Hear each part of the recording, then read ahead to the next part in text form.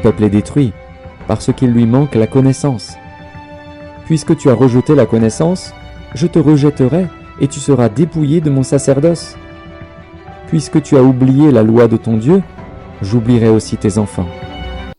Basanganaki lokola momesano ya bana na nzambe mokolo mwa yinga manso mpona botondi kolo ezali bongo bana na nzambe ya lisanga les ambassadeurs pour Christ APC na bokuse na bokambami ya mosakoli na nkolo Gary Kenge solo elekanaki malamu mingi penza mosakoli Gary Kenge yemende akabolelaki bana na nzambe liloba na nzambe oyo afungolaki yango na mokanda ya Job 5 17 à 18 Hébreux 12 6 à 11 Pepi Somme 23 epai wapi atalisaki libota na nzambe ete bapasi mosusu ekomelaka biso na bomoi to pe bana na nzambe ezali volonté ya nzambe pona kotala kondima na biso pamba te pasi mosusu epusaka moto aluka nkolo makasi pe amona loboko na nzambe na bomoi na ye mwana na nzambe moko na moko azwaki penza ya motuya kouta epai na tata bayebaki kobondela makasi pona bomoi na bango pe kotika manso na maboko na nkolo ete bakweya te ata komikakatano ya ndenge na ndenge eyeli bango na suka na manso bazangaki maloba te na elobeli ya Nicolas Bahati. Tomoni clairement que Nzambe a corrigeaka achatiaka bato po bazonga aliment o mingi soki ozaka na abondance makambo mosusu Nzambe alinga te ya yo ayebisa yo okoyeba yango te yango tomoni Paul azoloba ezala na bozangi ezala na ntango ya kofuluka nayebi kobika na Nzambe soki Nzambe azolekisa na batango mpasi ezala mpo na masumu na yo te kasi ezala mpo ete alingi atangisa yo mwa eloko ndenge bateye biso na kangi boye souffrance eza ekole ekoyi mpe komema biso na makambo malamu mpe oyo pasteur alobi ete toyebana mpe koadore na batango ya pasi nde bato kozwa bavrai adorateur aza kaka te moto tout va bien ozokumisa Nzambe mais ata na ntango ya pasi ozali kokumisa Nzambe lolenge ya Job Nzambe azoyebisa ye na Job 38 alobi nga naza Nzambe soki natiki eloko yela yo nayebi tina eza banzela na ngai po bapense ya Nzambe eza bapense na biso te. La notion de la souffrance alobi souffrance ya linini souffrance ezali école ya liboso mpe na nsima talisi biso souffrance ezali moyen oyo Nzambe aza koutilize mpona koredresse biso mpona koforge biso alobi que tant que toza awa na mabele moto moko te akoki koleka te par la souffrance mpe ezali eloko eza korevele identité na biso yango monaka na mpasi bato ebele balakisaka ne oyo tolobaka neti ezaleli ne bimi soki mpe Nzambe apermettre toleka na mpasi yeba ete ndenge Hébreux 12 elobi apesaka ashikotaka aza kofuete oyo bazali oyo aye bana soki Nzambe ashikote yo te c'est que ozali fils illégitime donc tobangaka souffrance te souffrance ezali soki eye ezali ngonga oyo Nzambe alingi asala quelque chose na kati na bomoi na biso. Nous a dit numéro 5 avec nous a dit numéro 5 na Binza Pigeon référence à Ali au Tunika Flat Hotel il y a ancien coach na biso Mutubile Santos nde au monaka église ya pembeni. Bana na nzambe ya Golgotha Church Ministries oyo ezwami na balabala mafuta numéro 136 kuna na komini ya Bumbu na bokambami ya mosali na nzambe Vincent Bioyo basanganaki na nteke monene ya bosepeli vula moko ya lotomo ya mosali na nzambe Vincent Bioyo pe ya eklese ya Golgotha Church solo elekanaki malamu mingi penza yeba ete babandaki yango nanu uto poso moleki na mikolo misato ya mabondeli ya kafu pe baye kosukisa yango mokolo mwa lelo na nteke monene oyo putulu emataki makala matikalaki pokolo akumamaki na ye makasi na nteke yango na ndenge ya kosakana te. Loyembo mabina neti kaka na ntango ya Dawidi ezwaki esika bongo kolia kutu koloba na yo te ya solo mwana na Nzambe nyonso atondaki na sai omotema komona makamukolo asaleli bango mikolo na mikolo na kati ya lotomo ya mosali na Nzambe Vincent Biyoyo tope na Eklezia Golgotha Church. Ndeko molinga mikati na nkolo yeba ete lotomo ya mosali na Nzambe Vincent Biyoyo Nzambe azali penza kosala bikamwa na ndenge ya kosakana te pamba te matatoli ya ndenge na ndenge ezali kopesama na mankolo azali kosala na kati ya lotomo oyo yango talatina bazalaki indifférent te epai na nkolo kopesa ye matondo na maimanso azali kosala pe kopesa longonia na mosali na Nzambe Vincent Biyoyo oyo andimaki ete azala instrument na maboko na nkolo kolo asalelaka ye lolenge nyonso oyo ye alingi. Na elobeli ya journal télévisé chrétien basali na Nzambe bazangaki maloba te. Aza mwana na moni koya kati na nkolo na moni Nzambe kosala ne makao minene na moni Nzambe ko surprendre batu na moni Nzambe kosala miracle na vie na ye. Alors eze sengo mingi ya komona mosalo ya bandie kokisi lelo une année na ebele ya batu nyonso na moni ya wana ndenge mosala ezo salema vraiment na komisi Nzambe makasi Nzambe azwa lokumu. Conseil na kopesa ezali olingi okende mosika na makambo ya Nzambe zala sérieux na Nzambe pe zala sérieux na yo moko, c'est-à-dire relation na Nzambe ezala malamu, relation na yo moko ezala pe malamu, yo moko na yo moko po zala malamu, c'est-à-dire cha sérieux na makambo zo sala tambola na vie ya sanctification salamu sala Nzambe na mutema na mobimba Nzambe ko visiter yo. Ye moko mosali na Nzambe Vincent Biyoyo pe alimbolaki boye na elobeli ya Olivier Mukindi.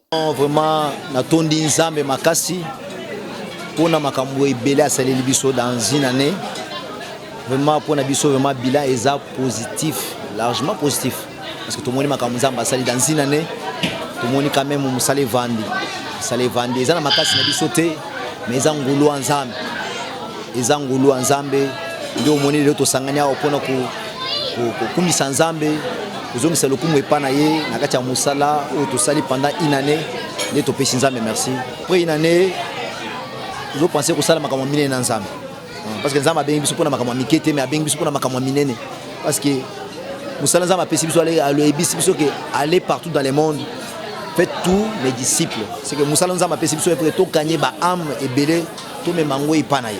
Alors dans année où Zolanda, ils ont année à Moussala, il faut tout ça la Moussala Makas, tout gagner ba amébélé, tout ça na balabala, tout ça la partout de façon que non, tout peuplé kaya ensemble. Waza simananga dans Nzambe. Na sana mutu mususite Nzambe ou akele biloko nyonso. Parce que na betelino histoire ya Moussala ndenge banda kité. Ngai bato ba ibinga na zamwana ya Kabundu Walesa. C'est mon père. Ici kaza Nzamba pambola ye. Ayebi bien que wana zamwana nanga. Parce que nazaki protocole proche na ye. Mais oyo na yoko banda awo na bandi musala Nzambe. Nzambe ne mutu atininga. Parce que nazo yebisa bino histoire yanga boyebi yango très bien que ngai naza rescapé. Rescapé boyebi histoire wele kakina Kinshasa wa ya mutu ka wa 207 ko yakina mai. Tuzaki bele na mutu me batu nyonso bakufa. Na bima sain et sauf.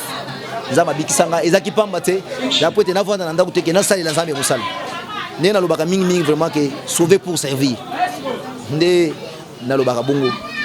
Alors na musala Nzambe tosali Nzambe ndemto atindi biso ke tosala musala oyo.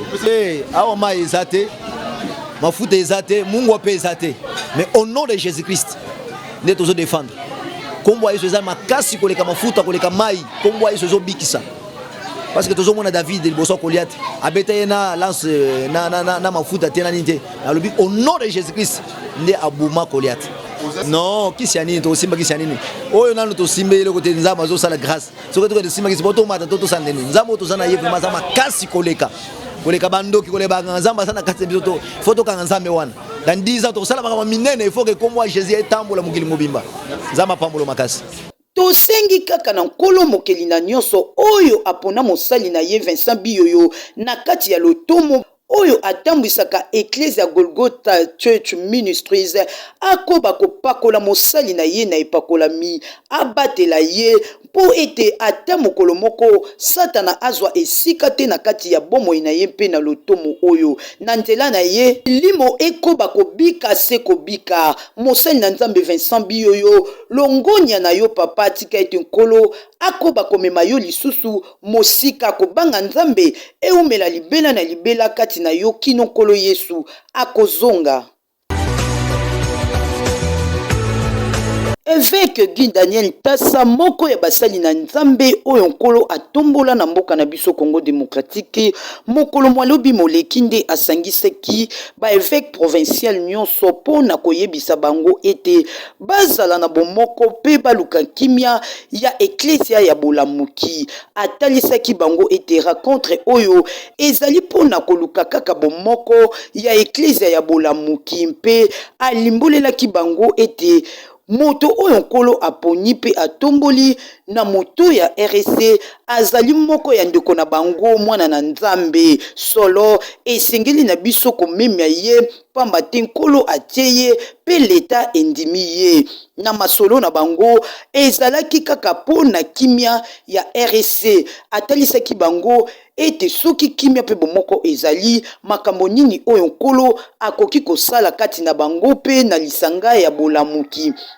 Boyeba ete bokutani eye esangisaki kaka kata district pe commune oyo ba responsable na bango na balandi na bango bazalaki ezalaki bongo ville province ya Kinshasa 4 district 2 basanganaki Lukunga 1 Changu 2 Funa 2 na Moamba solo tondimi ete mayangani ekoki komema litomba monene kati na eklesia ya bolamuki pe tondimi baebanso bazali komema sango ya kimia ya eklesia ya bolamuki bisika nyonso bazali kokende to pe na baeklesia na bango bakozwa penza litomba kouta epai na nkolo kolo tobondeli yo mpo na lisanga ya eklesia ya bolamuki tia maboko na yo tia kimia bomoko ekota tondimi ete lisanga eye tope bokutani eye ekoki komema mosala moko ya malonga na kati ya eklesia ya bolamuki toyoka mosali na Nzambe Guy Tassa na elobeli ya journal télévisé chrétien. Non, quand tosangani awa boyebi bino moko mipepe nyonso elekaki awa na kati ya église mais lelo tolingi toyebisa bana Nzambe ke nous militons pour l'unité de l'église du réveil.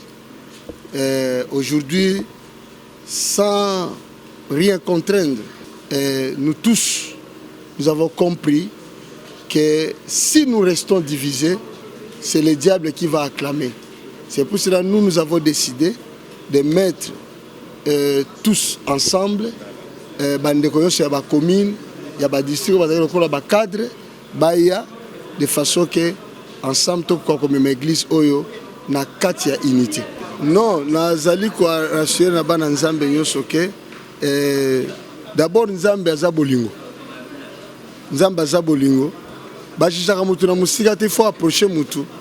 Oyoka yepo yeba makanisini aza nango. Non, moi je crois que l'heure est venue pour la montée de puissance de notre église, nous devons militer l'unité et puis rester ensemble.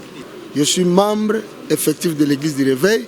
Je suis parmi les cofondateurs de l'église du Réveil, de la responsabilité pour nous tous. C'est pour cela que nous avons pasteur et puis nous avons moko et ça un indivisible. Merci beaucoup. Bana na Nzambe ya centre missionnaire Cri d'Espoir batiaki litono na milulu na bango oyo babengi École de Samuel na Bokuse et Sam 3e édition na bokambami ya mopakola minankolo mosali na Nzambe oyo nkolo apesi ndingisa pona kosunga basali na Nzambe babongisa lotomo na bango la restauration de l'église nde atiamaki wana pona kolobela yango mopakola minankolo mosali na Nzambe Mike wa Bantu solo elekanaki malamu mingi penza na moboko na likambo la restauration du leadership pastoral solo etuluku ya basali na Nzambe lolingi bozali komona na bilili tondisaki tempelo ya centre missionnaire Cri d'Espoir batondisaki tempelo ya centre missionnaire Cri d'Espoir ebele ya basali na Nzambe balekaki penza na etumbelo pona kopambola basali na nzambe na boyebi enkolo atiaki kati na bango ndakisa mopakolami na nkolo Roland Dalo, mosali na nzambe Grace Sumbela, mosali na nzambe Ecclésiaste Malanda, mosali na nzambe Timothée Masamba, pe ye moko mobongisi ya milulu mopakolami na nkolo Mike wa Bantu. Elekanaki malamu mingi penza, kolo alobelaki basali na ye, pe mosali moko na moko azwaki ya motuya mpe abongisaki nzela na ye ya botamboli na nkolo na kati ya lotomo. Mokolo ya botie litono mopakolami na nkolo Roland Dalo, yende apambolaki basali na nzambe pe abondelaki pona bango na maye etali lotomo. Ya solo sima na mason bayebaki koleka na service ya ordination pona kobulisa basali na nzambe oyo nkolo apamboli bango na lotomo pe bakotisaki bango na ndenge elongobani kati na lotomo. Esengo etondaki na mitema ya bana na nzambe komona bato oyo bazalaki lokola bana, bato oyo bazalaki basali lelo bakoti na ndenge elongobani na kati ya lotomo. Ministère na bango endimami epai na nkolo pe epai na basali na nzambe eye bazalaki wana. Ya solo kolo amimonisamaki makasi koleka na milulu eye asalaki basali na ye bolamu mingi penza. Na elobeli ya journal télévisé chrétien bakumisaki nkolo. L'église est devenue comme un lieu bizarre. Donc au cours de la saison, au cours de l'église à Nemo. Amen.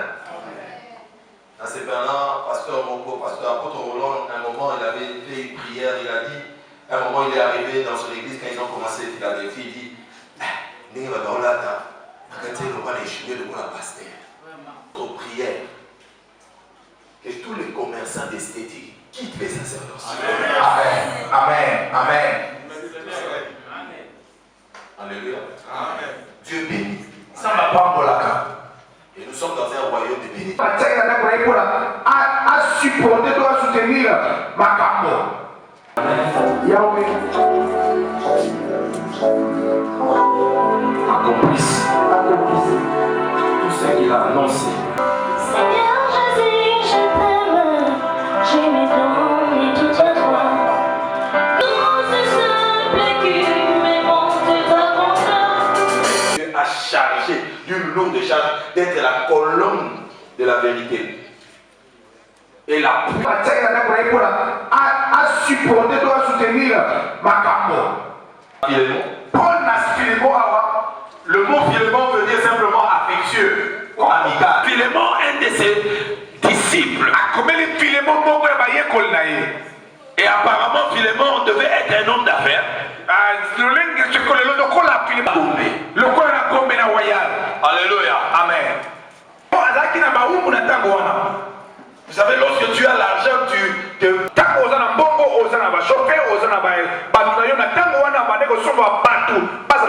problème maintenant à Philémon qui était un doyen, un fouille.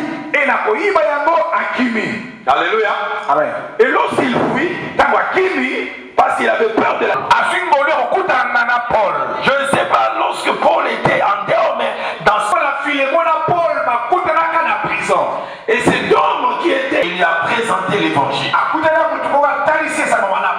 Et un homme qui a une discipline, ça doit être Bolingo.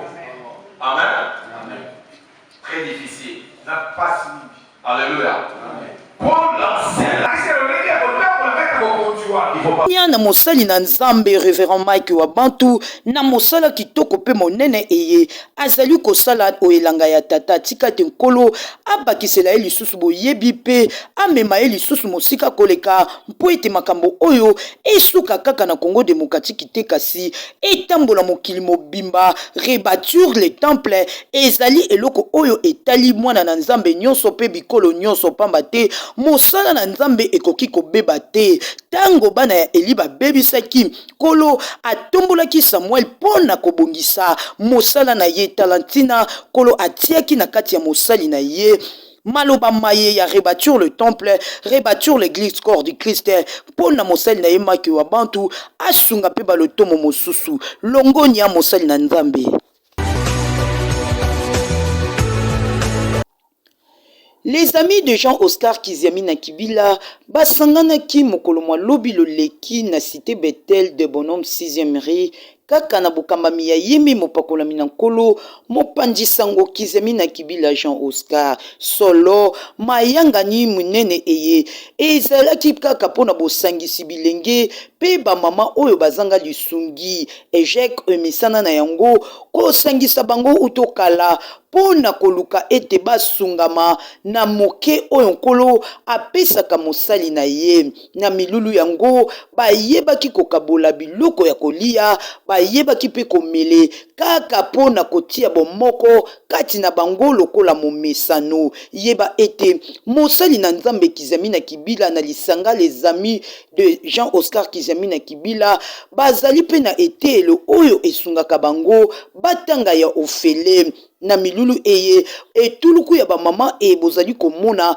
bazwaki penza misolo oyo ekosunga bango baluka eloko moko ya kosala po ete babika malamu awa na se na moi na yango mosali na Nzambe Jean-Oscar Kiziami na Kibila azali kosenga na ndeko nyonso to pe mosali na Nzambe nyonso oyo azali na motema malamu ya kosunga nkolo apambola na misolo esika malamu yango oyo esengeli na yo kolona po kolo akokanisa yo bolamu kolo abosanaka yango te afungoli bikuke na ye pona kozela lisungi na yo mais de secours na yo pona kosunga bato oyo bazali na posa ya lisungi ndeko yeba ete lisanga les amis de Jean-Oscar Kiziami na Kibila esali 35 ans uto ebanda mosala ya kosunga longonia na mosali na Nzambe Kiziami na Kibila Jean-Oscar na lotomo enkolo apesi ye lisusu ya kosala na kati ya lotomo ya bopandisango malamu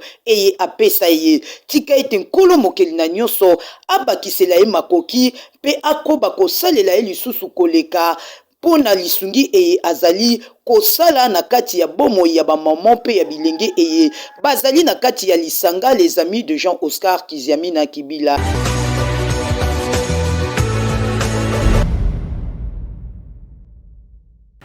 Ya solo lelo tokutanaki na kulutu nanga oyo aza kokamba Assemblée nationale boyebi ete tozali kotala mambi maematali rentrée parlementaire na biso oyo ekokoba mokolo mwazomi na mitano na sanza oyo ezali koya totali ndenge nini makambo makoleka maematali maponami na ndenge baza kopona baoyo bakokamba oyo tobengi commission électorale nationale indépendante ayebisi ngai ete makambo mazali kokende malamu etikali muke ba oyo baza kosala mosala mona baya kotika rapport na bango na bureau ya Assemblée nationale totali pe mambi matali kimia na kati ya mboka na biso tolobi ete mokonzi ya gouvernement na biso Premier ministre asalaki malamu na ndenge asalaki déplacement akendeki ti na Ituri pe na Nord Kivu po atala ye moko na mei pe azala présent ayeba mazali koleka kuna parce que na ndenge boyebi toza na kati ya état de siège tolobi ete ezali malamu po ete elongo bani kokendeke kotala ye moko na miso pe atala mazali koleka kuna olia kozelaka baraport oyo batindaka na kati ya biro ya suka tolobaki ete tobungisi ndeko na biso kulutu na biso tata na biso Gabriel Kiungu Akumanza oyo azalaki mokambi ya Assemblée provinciale ya Okatanga boyebi ete pe azalaki président ya bureau provisoire ya Assemblée nationale asalaki pe mosala kitoko oyo biso nyonso tosepelaki nango na mpona matanga maye tolobaki ete biso tozala komilengele tokende kuna kasi lokola makambo elingaki eleka mbangu totindaki bantoma na biso bazalaki kuna tisiko baza kuna kasi toyoki ete famille na parti politique na fek balobi ete milulu mya kokunda ye salema lisusu lelo te na yango tolobi ete tobungisi penza ndeko pe combattant munene na kati ya union sacrée de la nation po ete boyebi azalaki un des maillons forts ya union sacrée de la nation na yango topesi condoléance na famille na ye topesi pe condoléance na parti politique na ye pe na population mobimba ya Grand Katanga yango tosololaki na ndeko na ngai pe kulutu na ngai président Christophe Mboso oyo aza kokamba Assemblée nationale. Matondi mingi toza ba société civile oyo babengi dynamique ya société civile oyo eza kotala ndenge parlement eza kotambola. Oyebi te na mboka biso toza un régime babengi parlementaire lingi kolobaki parlement nde eza kokamba bongo mbala mingi population bayebaka makambo eza koleka na parlement te mingi batala kaka gouvernement yango wana ba organisation ya société civile tolobi eza malamu koyeba eloko nini eza kosalema na batindami na biso po bayi député baza wana mpo na biso baza wana mpo na kozwa mibeko baza wana mpo na kokontrole gouvernement baza wana mpo na kosala te mboka ekende malamu yango wana biso tosengeli koyeba mosala nini baza kosala totala na banani baza kosala makambo ya bamibeko ezala na ba plénière banani baza koya banani baza kokontrole gouvernement na ba mboka ndenge eza kotambola ba vacances parlementaires tango bakei congé vacances baye na ba rapport wana eza ndenge nini banani baza kopesa bao baza kopesa te donc tolingi lisu te ke population azala na mbilinga na bayi député ya komona ke député aza to lokola monguna kwa banze moso ebimaka wa boma député tikanyoka te tolingi ke député na population baza mutu moko mais soki mbilinga eza pamba te bayi population bayebi mosala nini oyo eza kosalema na parlement te yango wana dynamique ya biso toyaki pe tozwi ya mutuya te deuxième vice-président ayambi biso malamu pe bosenga na biso andimi yango te tobanda kokutana kasima ya na sanza misato ata mbala moko tokutanaka tosololaka baninga mosusu na biso totinda bato ke atela bango mokolokoto c'est-à-dire mukanda oyo babengi na français accréditation pour que bazwaka pe bafacilité ya kokota na babiro soki asengeli na information boye akota to na banal ya parlement barapport parlementaire ya bavacances parlementaire donc libalo wana ya société civile na ya population à travers bureau ekoka kosalema na ndenge elongo bani pe par ba rencontre wana mosusu ya mutu yete pamba te mobeko moko ezali awa mobeko bengi loi d'accès à l'information eumeli mingi pe bureau bandimi pe ba garantir biso ke na session oyo ya septembre mobeko wana bakotia na calendrier pe ba député bakodiscuter yango pour que congolais nyonso azwa accès à information wana na de manière générale na bokuse oyo tokutanaki na mokonzi tosololi pe na banza ke banda lelo mariage wana société civile na parlement esengeli kotongama pe makambo ya bilobaloba esengeli kosila pour que toyeba koéchanger vraiment na ba question ya mutuya oyo population. Il s'est déplacé de Kinshasa pour venir lancer l'examen ici, les épreuves des examens d'État qui sont très importantes à travers toute la République. Alors nous ne pouvions que remercier et aussi remercier le chef de l'État, son Excellence, M. Antoine Félix Tshisekedi. La province du Congo a 7 millions d'habitants, c'est une grande province, non négligeable.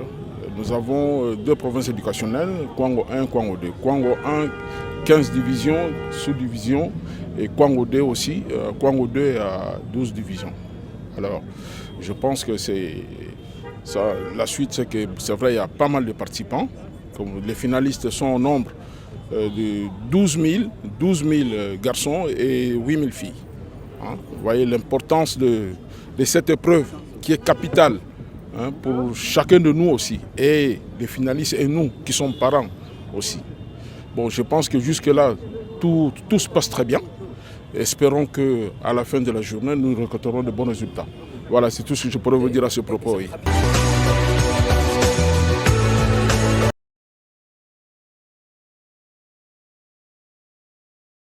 Congo bo, Bokonzi bo, population bo. Congo eza yanga, Congo eza ya yo.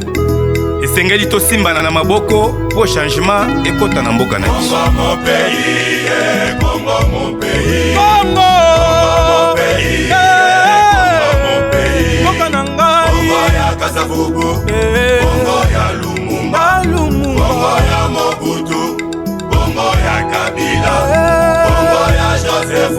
Yasimo Kimbangu, Yafachi Beto. Biso bakongole, évitons la haine, évitons l'amour, évitons la haine, évitons l'amour pour sauver les Congo.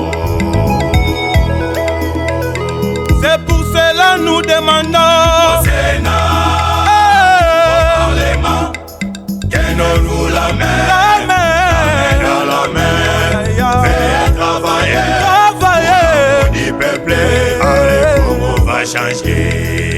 Toto senga na bakongole, tolinga na biso na biso, bakonza mboka, tosimba na biso na biso, mboka na biso ekende liboso. Veuillez travailler, le Congo va changer. Tala biso toboyi, toboyi massacré na Congo, tala biso toboyi, toboyi division na Congo, awa na Congo, jamais, jamais, toboyi tribalisme, violation na Congo, tolingi yango te. La première dame, Maman Denise Nyakero, Tshisekedi, kuna na este, toboyi division, Pasteur Israël Kalonji, cité de prière. Prophète Willy Moudana, Papa Martin Ilunga, et nous voulons la paix. Papa Poulounou, la paix. Elie Sonyesa, ici au Congo, sisi wa Kongomani, pendane, tungane mkono kwa mkono, tusimamishe nchi yetu ya Kongo. Tunakatala violence, tunakatala tribalisme Mkongo, tushimamishe inchi yetu. Mungala, Muswahili, Muluba, Mkongo, sisi wote tuungane mkono kwa mkono. Mon colonel Yves Ngongo, Mama Mami Yves, Tembala bendele ya Congo, biso ba Congo. Évangéliste Claude Wanissa, Pasteur Mardoché Kacha. Hey.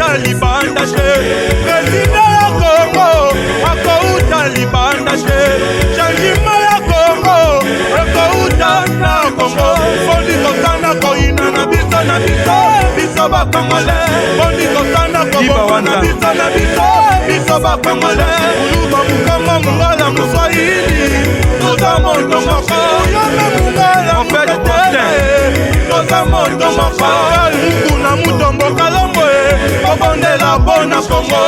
Les représentants légales, le prophète Albert Kapamba, Maman Jolie Kapamba. Tenons-nous la main dans la main. Andeko totelema tosimba bendela Congo. Otokende liboso. Totelema totombola bendela Congo. Otokende liboso. Okaba mpaka batikala biso yoyo. Kasi mboka bakoko batikala biso yoyo. Baetudia inikile ISE isipa. Istanbul shetu listen to my voice. Mboka bakoko batikala biso yoyo. Dizel sola. Kasi mboka bakoko batikala biso yoyo.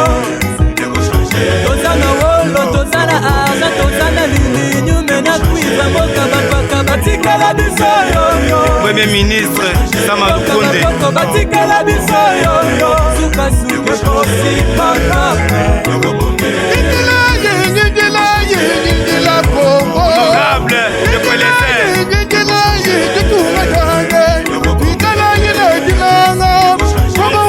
De l'Assemblée nationale.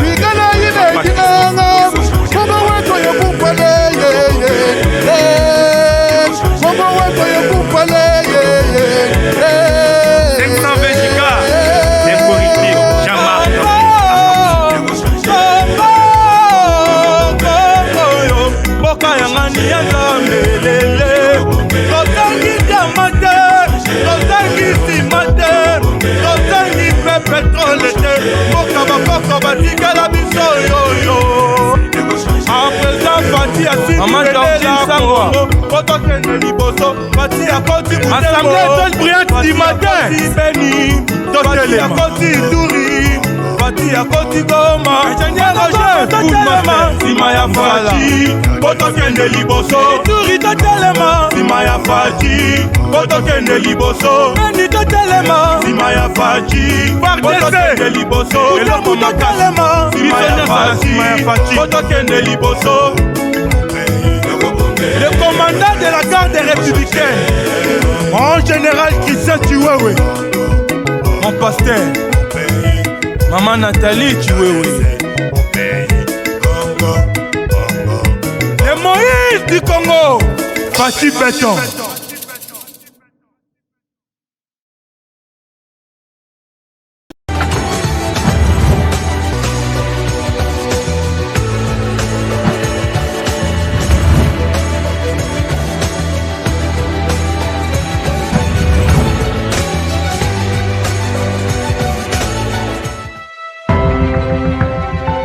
Mon peuple est détruit, parce qu'il lui manque la connaissance. Puisque tu as rejeté la connaissance, je te rejetterai et tu seras dépouillé de mon sacerdoce. Puisque tu as oublié la loi de ton Dieu, j'oublierai aussi tes enfants.